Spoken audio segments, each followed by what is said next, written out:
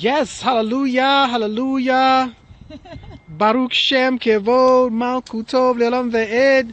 Shalom Aleichem Mishpacha. אנחנו בואים לפניך עוד פעם. Yom Rishon, March 23rd, 2014. Malka Adira Po. Ani Rabbi Benjamin HaKohen. Hallelujah. We are in the ground. We are in the field. As you can see, Adira is working Avodah Harbe. She is working hard, getting the Adama, the ground, prepared for some seeding. What are you planting today, Adira? I am planting some okra. Okra! One of my favorites. Excellent. Excellent. But before that, before the planting, what are you doing? Before you plant, you have to clean. You have to get your area organized so that you can know where everything is. Yeah, so we talked about last week the plan. We laid out where we wanted to put things, and now you can see it in motion, in action, where it comes alive in living color, connecting with the earth. Tell us what you're doing right now, Adira. Right now, I've cleared some part of the land so that we can get the okra planted. We are. What's that tool you're using? It's just a digger, double-sided. You can get it from any gardening shop, any Home Depot, any Ace Hardware, anything like that. It's like a fork, and the other side is like an axe, sort of like a mini axe. Yeah, it's just something that you use, a tool that you use to dig into the ground. I don't really know what the name of it is, but you can basically look at it and tell what you need. But use that to clear. It looks like you made your rows here. I think you call them trenches. Is that what it's called?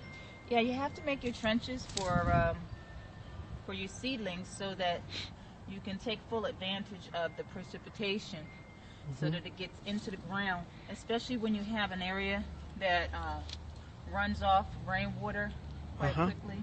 I don't use a whole lot of the borough water to water my gardens. I mainly depend upon the rainwater. So to take full advantage of that, you want to make sure that your trenches are designed, and you take note of how far your seedlings are supposed to be planted away from each other. Excellent, excellent. So that you don't get the overcrowding. This is the part we're talking about. We did some planning. Remember the first week we talked about planning. We talked about drawing out what you wanted to do. Now you're seeing it in action. This is, again, 3 weeks out. 3 weeks out from Aviv. The Hebrew month of Aviv is right around the corner. It is 46 degrees now. It's warming up. The earth is very moist at this moment. And as you can see, we're starting the cleaning. You know, spring cleaning I talked about. Inside the house and outside.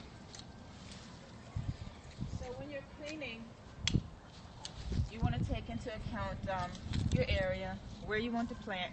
This area's been selected basically because of the sun. It gets really good sun all day long. Okay, so that's nourishing. Very good. And you know, we have the fence here, which is good. It'll keep things from running over. And then the area that we park our cars in over here. So basically, this is a really good out-of-the-way spot. Sure. Okay, so we can use this spot here to plant our garden and make sure nobody runs over it or walks over it. Right. This is a clothesline here, so it's out of the way of all of that. And you can Okra see normally grows up and maybe grow about this tall, you know. Okay. So it won't, you know, overrun anything. And it looks like something from last year that's coming up. What is that there next to your foot? Scallions. Scallions. Okay. From last Love year. me some scallions. So we have scallion here, and we have more scallion over in that corner over there with In the the corner sage that way. and the kale and the turnips. And you can see here as we're starting the cleaning, this is something to note. All of this seem dried out plants. The leaves that are here, we're going to start the cleaning. You'll see in a few weeks how we transform this place. A lot of this is, like you said, old, dried out leaves and so forth. It sort of looks dead. But we are here to tell you we can bring it back to life. This is what we're talking about. This whole purpose of this project, Returning to the Land, is to bring